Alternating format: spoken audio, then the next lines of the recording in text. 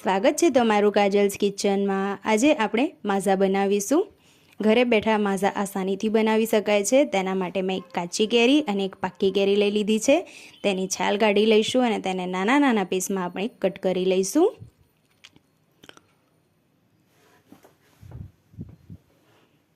તેને આપણે એક બાઉલમાં ટ્રાન્સફર કરી લઈશું। તેમાં 1 ગ્લાસ જેટલું પાણી ઉમેરી લઈશું અને તેમાં અડધી વાટકી જેટલી ખાંડ ઉમેરી લઈશું અને તેને બરાબર મિક્સ કરી લઈશું।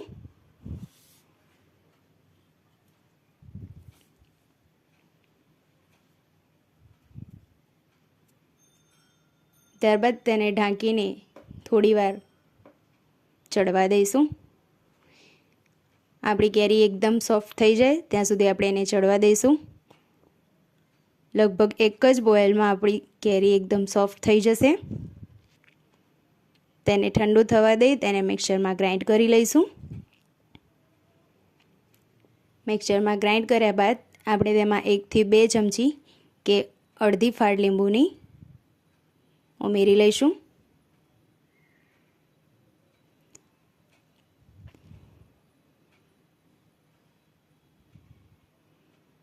લીંબુનો રસ ઉમેર્યા બાદ આપણે તેમાં ઠંડુ પાણી ઉમેરી લઈશું અને તેને મિક્સ કરી લઈશું।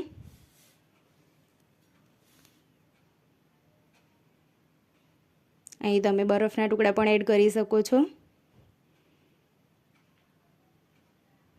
બજારમાં મળે તેટલી પતલી આપણે માઝા બનાવી લઈશું। તેને બરાબર મિક્સ કરી લઈશું। ગળણીની મદદથી તેને ગાળી લઈશું।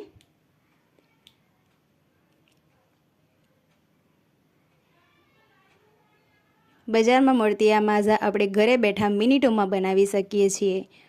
થોડા બરફના ટુકડા એડ કરીને આપણે માઝાને સર્વ કરીશું।